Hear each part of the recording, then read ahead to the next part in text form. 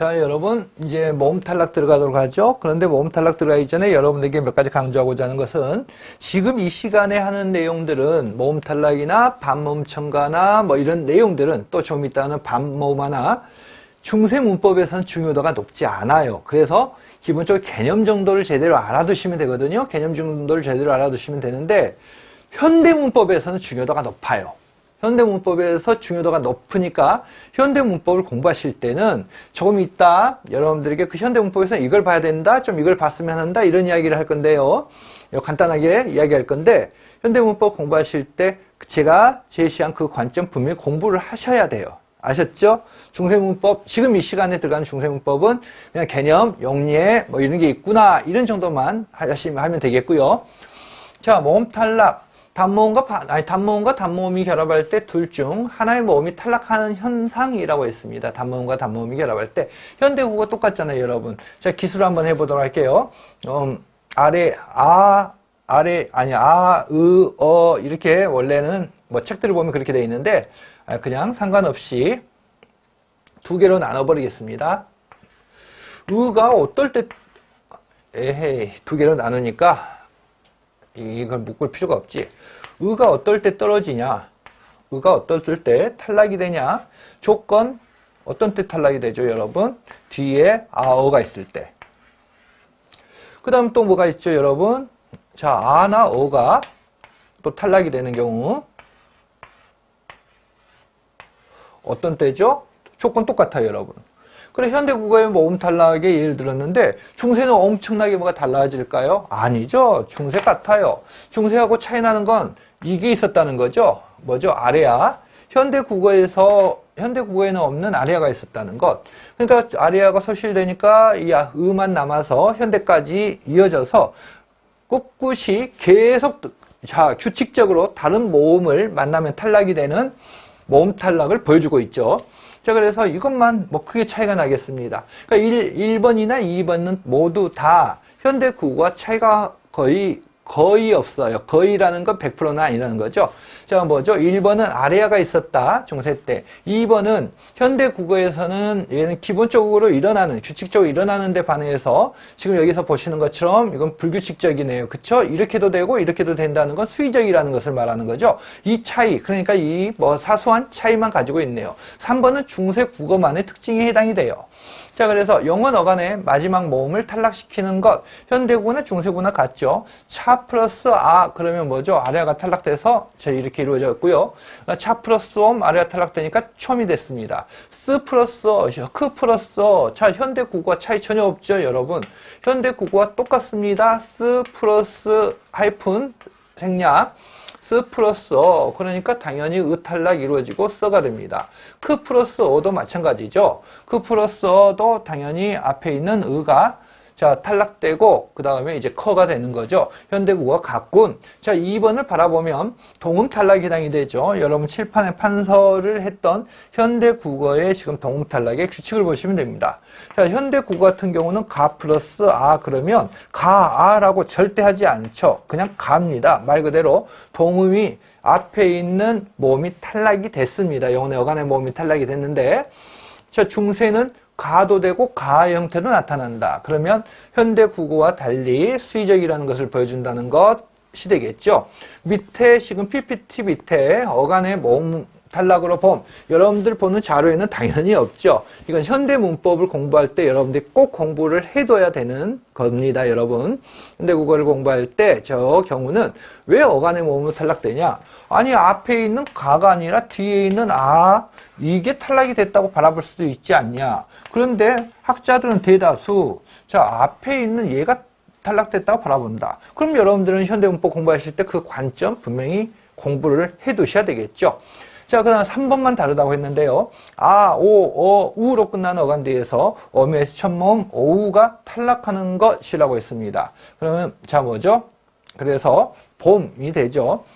그렇게 중요도는 높지 않습니다. 지금 칠판에 보고 계시는 내용은 현대문법 모음 탈락을 공부할 때 여러분들이 꼭 알아둬야 될 내용입니다. 여러분들 당연히 자료에는 없는데 왜 자료에 제기를 지금 자료에다가 중세 자료에다 현대문법을 왜 넣어?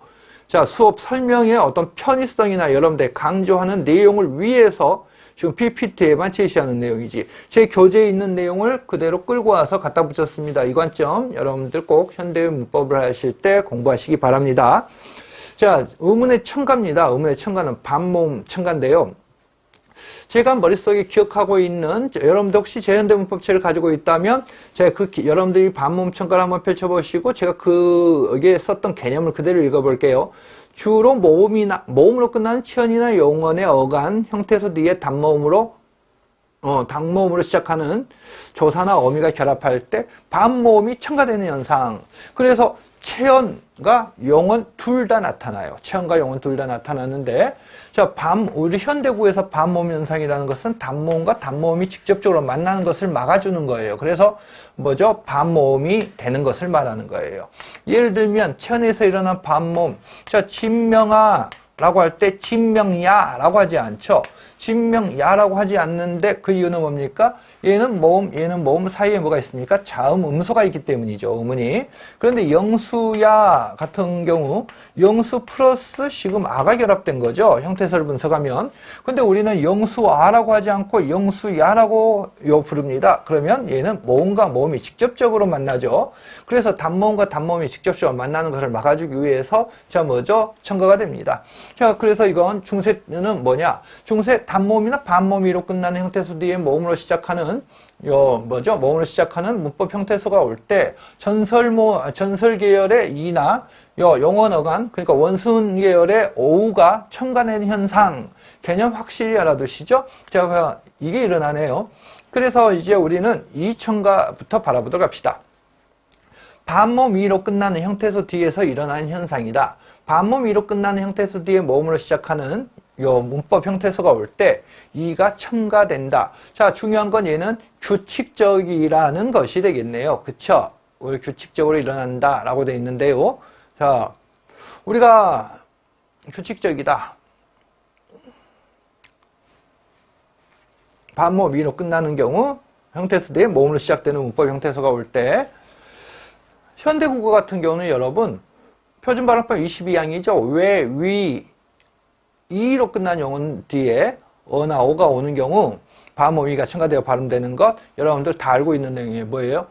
대여, 피여, 아니요, 이요 이거 알잖아요. 대여, 피여, 아니요, 아니요 뭐 이런 것들.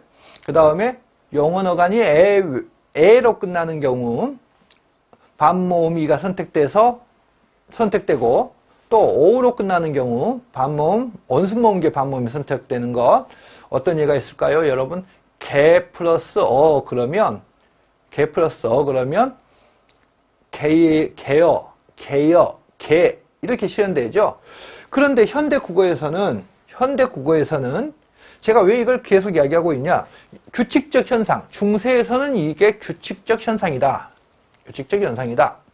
현대국어에서는 방금 전에 용언 어간이 에로 끝나고 에로 끝나면 반모음 이가 선택이 되고 우오로 끝나면 반모음 원수모음 계열의 자 반모음이 선택된다.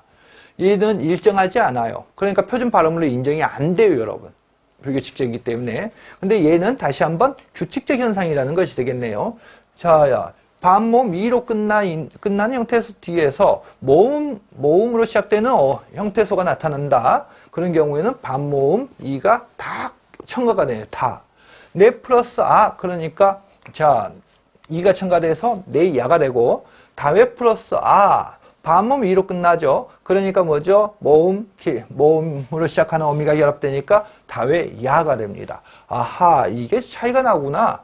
단모음 이로 끝나는 형태소 뒤에서 일어나는 현상, 단모음 이 뒤에서 일어나는 현상으로 용언 어간에서 자, 이 반모음화 대신에 첨가가 일어나기도 하고 치연 뒤에 조사가 결합되는 경우에도 첨가가 된다. 흐리 플러스 흐리여 지 플러스 지여. 자, 지 플러스 지여. 얘들은 다 단모음으로 끝나 있잖아요. 그쵸? 그러니까 지금 저렇게 일어나는데요. 또 원순모음 계열 보 플러스 보아도 되고 보와도 됩니다. 현대 국어에서는 여러분들 어떻게 되나요? 자, 원순모음 계열이 첨가되나요? 4 플러스 4가 결합되면? 아닌 것 같은데? 그쵸? 맞나요? 현대국어와 중요한 건 현대국어 항상 비교를 하시라는 것. 아셨죠? 중세 공부의 공부 관점 몇 가지 안 돼요. 똑같은 책을 가지고 공부를 해도요, 어떤 방법에 의해서, 어떤 관점에 의해서 공부했냐에 따라서 여러분들 그 차이가 커요. 아시잖아. 그쵸? 그래서 제가 항상 이런 식으로 공부를 하라 라고 제시하는 방법들을 한번 해보시라는 것. 축약입니다. 자, 축약에서 두 개를 다루고 조금 있다. 자, 뭐죠? 축약에서 두 개를 다루겠고요. 그 축약은 이제 뭐죠? 유기음화죠. 유기음화 첫 번째. 히읗이 후행하는 평음과 결합하거나 평음 뒤에, 자, 평음 뒤에 뭐죠? 히읗이 오는 경우, 유기음 푸트츠크로 변하는 현상. 왜 오타냐? 현대국어 마찬가지 아닌가요, 여러분? 현대국어도 마찬가지죠. 히읗이 평음과 결합하거나 평음과 히읗이 결합하는 경우, 유기음 푸트츠크로 변하는 현상. 그럼 그대로 저거 비읍, 디귿, 지읒, 기역 이거네요. 그쵸? 비읍, 디귿, 지읒, 기역이 자 뭐죠? 푸트츠크로 변하는 현상. 지금 여러분들 유기음화 규칙을 제가 기술하고 있는 거죠. 츠크로 변한다. 어떤 환경일 때? 자, 뒤에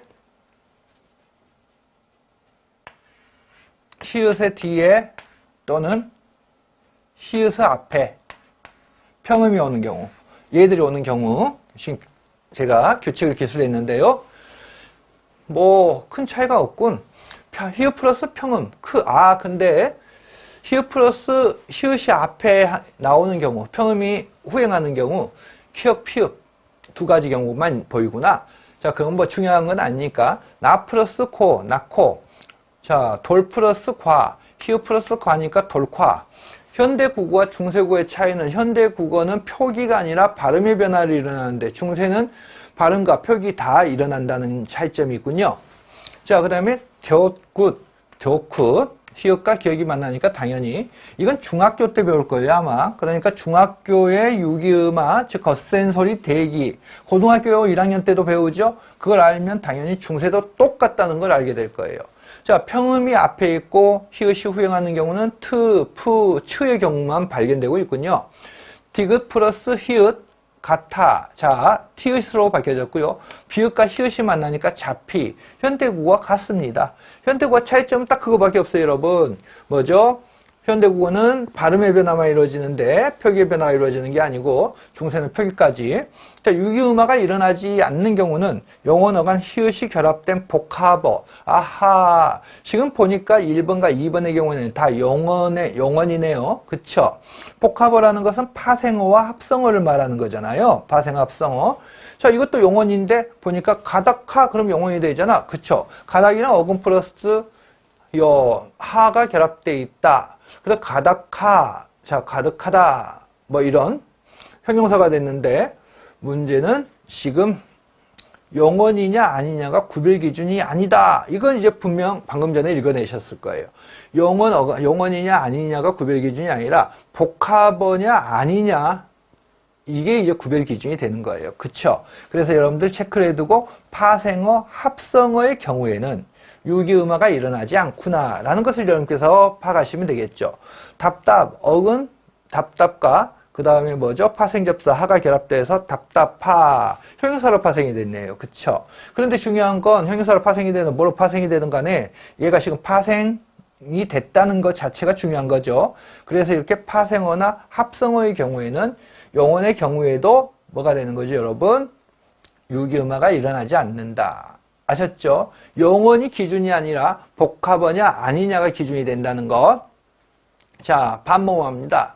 또 잠깐만 멈춰보죠. 아까 제가 모음 탈락을 이야기할 때, 처음 시작할 때 모음 탈락을 여러분들이 현대에서 공부할 때 어떤 일 있어도 아까 이건 공부하라 라고 이야기를 했죠. 그러면 이 반모음화도 중세국어에서는 중요하지 않아요. 근데 자, 아까 뭐였죠? 선행어간이 왜 선행어간이 탈락되는 것으로 보는가? 그 관점이고요. 지금 이 반모음화 같은 경우는요. 반모음화 같은 경우에는 여러분 이관점, 현대에서 이관점을 공부하셔야 돼요. 제 교재에 기본적으로 다 나와 있어요. 중세 교재 말고요. 지금 중세에서 공부할 내용이 아니니까. 어떤 거냐면, 반모음화를 우리 학교 문법에서는 축약으로 봅니다. 그런데, 자, 여러 학자들이 교체, 즉 대치로 보기도 해요. 이게 생각보다 의견이 되게 좀 강하게 나와요. 그리고 또 어떤 학자들에 따라서는 반모음화를 가지고 말도 안 돼, 저거 첨가야. 축약 아니면 첨가, 관점에 따라서 첨가로 볼 수 있고 축약해 볼 수 있는 거야. 똑같은 현상이라도 이렇게 주장도 해요. 대한민국에서 의문론의 대표적인 학자들, 학교문법과 관련해서 대표적인 학자들 몇 분이 이야기하는 관점이에요. 그럼 여러분들이 왜 이걸 알아둬야 되냐? 지난번에도 이야기했지만 기억 약화와 기억 탈락으로 하나의 현상을 어떤 학자들은 기억 약화로 보고 어떤 학자들은 기억 탈락으로 바라보죠. 그렇다면 출제된 문제의 관점이 뭡니까? 기억 약화로 바라보는 기억 약화로 바라보는 이유가 뭔지 자료를 통해서 설명하라. 또 그 다음 조건은 기억 탈락으로 바라보는 관점의 근거를 자료에서 찾아서 그 이유를 설명하라. 이런 문제가 출제가 됐단 말이에요. 그래서 조금 높은 듯 하나 여러분들이 지금 이런 반모음화 같은 경우를 가지고 왜 교체로 바라보는가? 현대문법을 할 때예요. 다시 한번요. 현대문법에서는 중요해요. 또 어떤 학자들은 축약으로 보고 또 첨가로도 바라볼 수 있는데 똑같은 현상을 어떤 경우에 축약으로 보고 왜 첨가로 보는가? 자, 중요할 수밖에 없겠죠, 여러분. 우리는 찍어가지고 공부하는 게 아니에요. 찍어가지고 적당히 공부하는 게 아니고 기출문제 바라보는 이유가 뭐예요, 여러분? 쓰레기같이 굴러다니는 답안에다가 제가 장담하는데 여러분, 시중에 돌아다니는 답 틀린 거 진짜 많아요. 누구나 실수를 할 수 있기 때문에 실수다가 아니라 아예 틀려버린 거. 특히 문학 같은 경우, 문학이 특히 그런 경우가 많은데 나중에 그걸 여러분들에게 꼭 보여드릴 거예요. 정말 재밌는 담합을 했나 어떻게 전 강사 답이 똑같아. 근데 이게 수험생 답하고 또 일치를 해. 그래서 담합을 했나 봐 서로 간에. 근데 이 수험생들이 가장 많이 쓴 답인데 강사들 답하고 똑같아. 그러니까 어디 인터넷 사이트에 올려진 걸 그대로 그냥 다수가 이거 썼다고 하니까 머리가 안 돌아가니까 그냥 베껴가지고 했나 봐요. 재밌어요 여러분. 나중에 그건 정확하게 왜 그게 답이 아니고 이게 답인지를 말씀해 드릴게요. 그래서 여러분 이 관점을 왜 공부해야 되는지 아시겠죠? 이 정도는 공부를 해 주셔야 돼요. 어떤 일 있어도. 현대 국어에서 아셨죠? 자, 반모음화 같은 경우는 현대 국어의 개념 여러분들 아십니까? 저는 여러분들 이야기하면서 머릿속 그대로 나와요. 이런 정도가 돼야 된다 했죠. 왜? 저는 항상 비교해서 바라보기 때문에. 어감 끝 모음 오, 우, 이가 어미 첫 모음 아어를 만날 때 결합해서 축약되는 것. 이게 이제 현대국어에서 반모음화가 되겠는데요. 예를 들어서 여러분들 아시는 것처럼 얘까지 한번 들어볼까요, 여러분? 얘까지 한번 들어보면 기 플러스 하이픈 생략 오라 겨라 포 플러스 아라 봐라. 자, 중세 들어가 보죠. 영어 어감말의 이가 다른 모음 앞에서 반모음 이로 바뀌거나 좀 이 개념 설명을 제가 어떻게 해야 되나 그러는데 이게 좀 교체 가까운 개념 설명이 되어 있어요. 자, 영어 어감말의 이가 다른 모음 앞에서 반모음 이로 바뀌거나 이가 다른 모음 뒤에서 반모음으로 바뀌는 것이나 오우가 아어 앞에서 반모음화를 겪는 것. 자, 현대국어와 큰 차이는 없네요. 그쵸? 근데 잠깐만 또 조언 하나 합시다, 여러분. 여러분들이 어떤 문법책을 보는지 모르겠지만, 어떤 문법책에는 이 반모음화를 교체 또는 대치해서 설명하는 경우가 있어요. 근데 저는 기본적으로 학교 문법의 관점에서 접근해 들어가죠. 그래서 학교 문법에서는 당연히 축약의 범주에 넣고 있기 때문에 얘를 축약해서 다루는 거예요. 아셨죠? 또 어떤 문법 체계는 이 반모음화를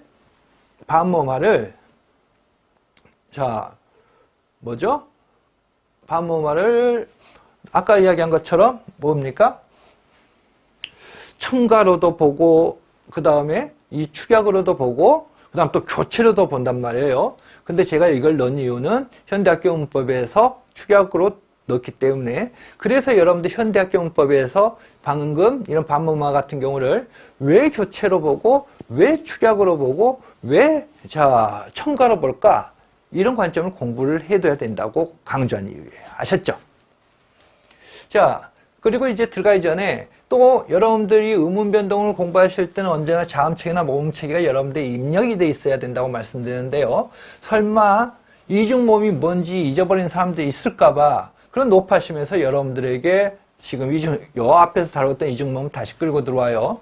여러분들 보시면 얘들이 이중모음이죠. 2 플러스 아 그러면 이중모음이라는 것은 여러분께서 알고 계시다시피 단모음이 아니라 반모음 플러스 단모음의 결합 또는 단모음 플러스 반모음의 결합이 이중모음이에요, 여러분. 현대 중세 차이 없어요. 그래서 여러분들 착각하지 마시라 했어요. 2 플러스 당연히 아의 결합. 얘는 지금 우리가 표기를 할 때는 이렇게 표기를 하는데 제대로 반모음이라는 것을 드러내기 위해서 뭐 이렇게 또는 뭐 이렇게 표기를 할 수도 있겠습니다만은 자, 와 같은 경우도 오우 같은 경우도 자, 뭐죠? 자, 이렇게 바라볼 수가 있겠죠. 그래서 이중모음이 뭔지는 분명히 아시겠죠. 자, 그래서 반모음이 또 뭔지도 다 알고 계시고요. 그래서 현대는 아까 이야기를 했고, 자, 이 반모음함, 요건 어감말의 이가 다른 모음 앞에서 반모음 이로 변하는 현상이라고 봅니다. 변화가 됐다. 아, 이걸 왜 지금 중세를 제가 개념을 좀 매력적으로 개념을 써내지를 못하고 있어요. T 플러스 어도가 결합됐다. T 플러스 어도가 결합됐으면 여러분들 지금 뭐죠? 어떻게 됐습니까? 터도가 됐네요. 터도. 다시 봐봅시다. 뭐죠? 2 플러스 5가 되네요. 얘가 반모음이죠? 그쵸? 2 플러스 5. 이해되십니까? 이런 관점으로 바라보는 거예요. 이런 관점으로 바라보는 것. 자, 예외는 여러분들이 이제 자료들 한번 보시고요. 그 다음 또 바라보도록 하죠. 또 니은번 같은 경우를 보니까 자, 단모음 2가 지금 반모음이 됐는데요. 조건이 뭐냐? 환경이. 이 위에 모음 뒤에서 반모음으로 변한다. 이 위에 모음 뒤에서. 그래서 바 플러스 2 한데 지금 배 같은 경우도 지금 뭐로 보는 거예요, 여러분? 지금 반모음으로 표현했고요. 이것도 뭐 설명하고 말고 할 필요가 없잖아. 그쵸? 얘도 방금 전에 예를 들었잖아요. 그 다음, 자, 원순모음 계열의 이제 반모음인데요. 오우가 우어가 됐다. 자, 어디? 환경을 보니까 앞에서. 오우가 앞에서 반모음화가 일어났다 했는데, 오 플러스 오가, 자, 앞에 있네요. 그러니까 뭐가 되죠? 자, 왓이 됐습니다. 왓. 자, 그래서 반모음화는 이제 크게 두 가지로 바라볼 수가 있고, 자, 크게 두 가지가 바라볼 수 있고요. 그 다음에 중요도는 그렇게 높지가 않으니까 여러분들께서 간단하게 살펴보시면 되겠어요. 자, 그리고 이건 현대에서 다뤄야 되는데 제가 갑자기 중세 문법을 하면서 현대를 계속 강조하는 이유는 현대 문법에서 중요하기 때문이에요, 여러분. 반모음화도 중요하고 아까 말했던 처음 시작했던 모음 탈락도 중요하고요. 모음 탈락에서 우리는 공부를 할 때 이 수준에서 이 수준까지 맞추는 게 아니라 학교 문법의 시작점에서 딱 끝점까지 공부를 해야 돼요. 그래서 자, 아까 여러분들이 보시는 것처럼 반모음화에 대한 견해, 자, 이문규 선생님의 이제 뭐 자료에서 끌고 왔는데 반모음화는 축약으로도 교체로도 볼 수 있다.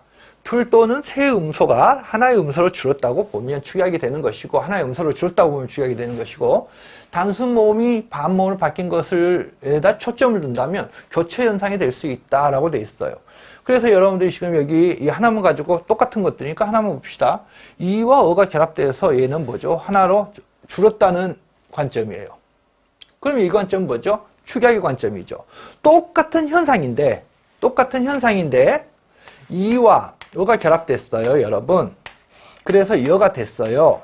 똑같은 현상인데 지금 이 여러분들이 기술되어 있는 것을 바라보면 이와 어가 돼서 여로 됐다. 이건 당연히 축약의 관점이고 하나가 된 것이고, 이 관점은 뭐예요? 이가 지금 반모음 이가 됐다. 제가 지금 PPT는 이게 표시 어떻게 하는지 몰라서 표시를 안 했는데, 지금 이렇게 반모음 이가 됐다. 이렇게 바라본다면 또 관점이 달라지는 거죠.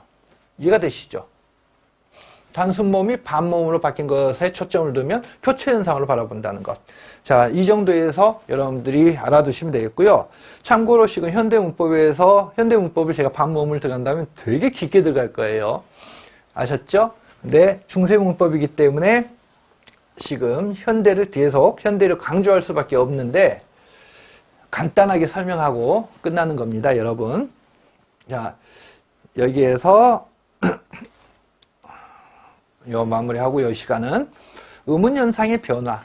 자, 의문현상의 변화라는 건 15세기가 아니라 이제 15세기 이후에 자, 자음과 관련된 의문변동, 모음과 관련된 의문변동이 다시 생겨나고 또 변화되고 이런 것들을 다루도록 하겠습니다. 다음 시간은 의문현상의 변화에서 자음 관련 현상의 변화, 유마부터 다루도록 하겠습니다.